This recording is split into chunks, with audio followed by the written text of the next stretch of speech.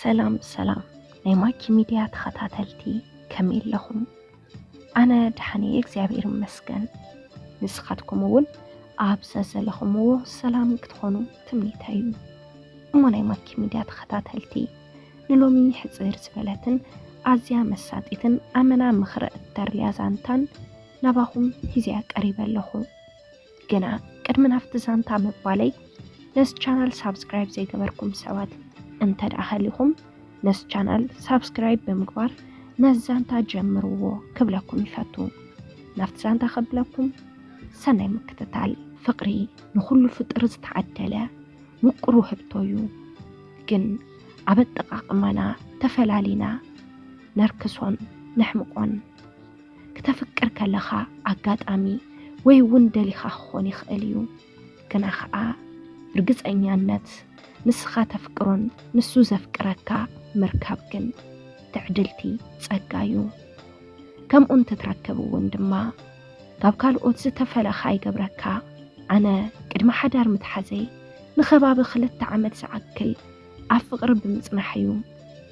ኣነስያ ኣብ ውሽጢ ሓዳርና ብሓደ ምንባር ምስ ጀመርና ኣብ መንጎና ክፍተት ከይፍጠር ዘይመተእምማን ከይህሉ ኢለየ 2 ዓመት ሙሉ ብፍቕሪ ክንጸንሕ ዝደለኹ። ግና ከምኡ ካብ ምዃን ዓደዮ ዓለን ካብቲ ዝፈራሕኽዎ ኣይወጻኹን። ምስቲ ወዲ ዝተፋለጥና መቸም ዘመኑ ዘመነ ቴክኖሎጂ እንድዩ።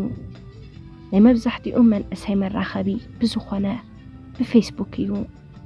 ኣነ ዝበዝሕ ግዘይ ኣብ ገዛ ስለ ዘሕልፎ ፌስቡክን ካልኦት ነገራትን እናተጠቐምኩ እየ ዘሕልፎ። ምስኡ እውን ብኡኡ እነዋግዕን ጽቡቕ ተላሊና ዳሕራይ እውን ስልክ ተለዋዊጥና ብስልክ ምውጋዕ ጀሚርና። ከም ዕድል እውን እንነብረሉ ኣብ ሓደ ዓዲ ስለ ዝነበረ ካብ ብፌስቡክን ብስልክን ዝያዳ ብኣካል እናተራኸብና ብምዕላል ግዘ ምሕላፍ ጀሚርና። ካብ ምሕዝነት ናብ ሕውነት ርክብና እናዓበየ እውን ንፍቕሪ ዝበሃል ዕሸል ይውለድ። በዚ ዝተወለደ ፍቕሪ እውን ናይ ክልቴና ውሽጣዊ ስምዒትን ጽቡቕ ሓጎስን ነበረ። ነቲ ዝተወለደ ዕሸል ፍቕሪ እናራረና እናተኸባኸብና እውን ምስዕበናዮ ርክብና ካብ ዕለት ናብ ዕለት እናሰጠመ እናዓመረ ኸደ። ክልቴና እውን ኣብ ሓያል ፍቕሪ ዓቲና ደስ ዝብሉን ምቁራትን ክጽገቡን ክርስዑን ዘይኽእሉ ግዘታትን ምሕላፍ ጀሚርና። ከምዚልና ኣብ ሓያል ፍቕራዊ ስምዒት ሰጢምና እውን ንኣስታት 2 ዓመት ጸኒሕና።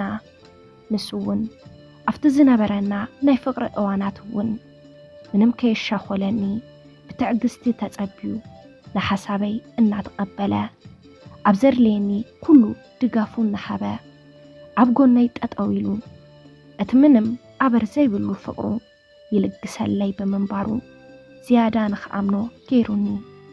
በዚ እውን ሓዳር ንኽንገብር ወሰና እሞ ርክብና ናብ ወለደ በፂሕና መርዓ ንኽግበር መዓልቲ ቆሪፅና ተመርዓና።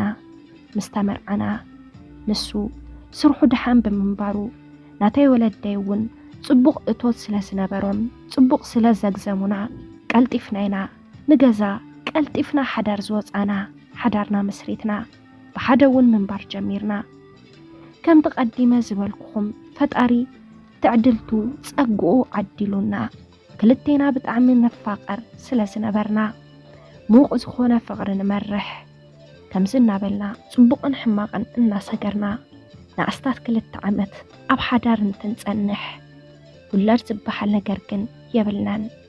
ንሱ ውላድ ክህልወና ካብ ዘለዎ ድሌት ዝተለዓለ መዓልቲ መዓልቲ እዩ ዘይንወልድ እናበለ ብፍቕሪ ላዛ ብዝተመልኦ ዘራረባ ይሓተኒ።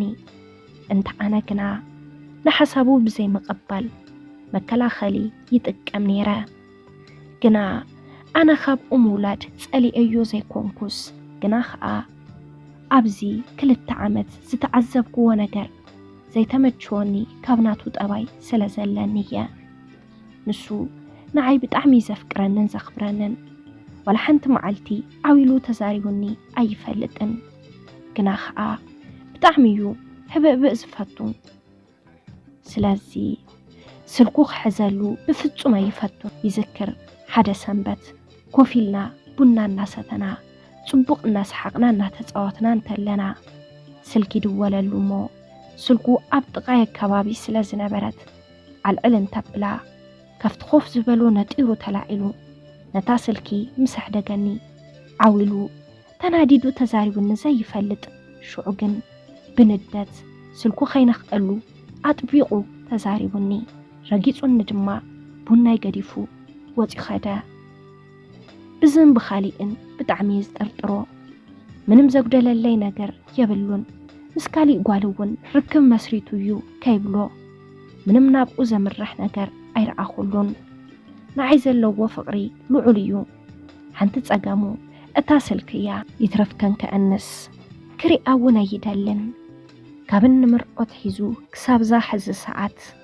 سلكي مساي كوينو أبدقاي كوينو أواقعي يفلطن حزبون مسكالي كي ترطرو ولدون تدولولو والايو كاباي تفليو سلك زواقع بزوم كونتات زي أمون كي والدلو يساقع حدا معالتي كابسق من مخاري حيشيلا كل نجر زرزيرا كم زي ترطرو زي كونس كم زي أمنني انت نقرو نسوقنا كل نجراتو لمد خمس خونو نجراني جنا أنا كأمني كعالكون حلف حليفو عبصوتا وركب من مصبوك سمعني كعلن نوؤون كم قدمي سلا زي كونكو كعقبي كعالكون قس بقس صوتا وركب ان فتسملو جزا ان حصرا دارغا أبسو من حنت جزا نساون قد أيس أويقا نفتس مخنياتين تحتني قلت أجيري نكرون أنا بدعمي زفقرو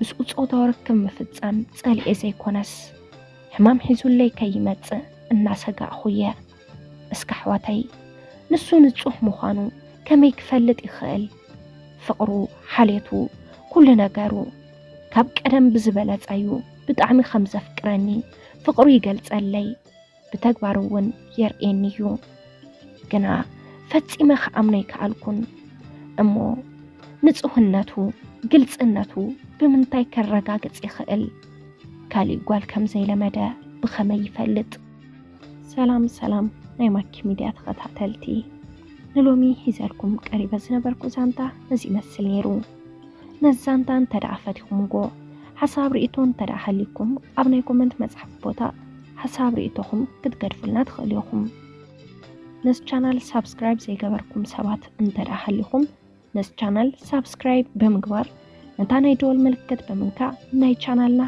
نيوترو تخطاتلتنا كتخون اللابو سامو داتا مسانا سلطناكم كابلبن دامسكنا لايك شير سابسكرايب مقبار كي ترسعو بغتصالي بخالي زانتا بخالي مدب بخالي حساب كساب نراخب سسناي نخلاتنا تشاو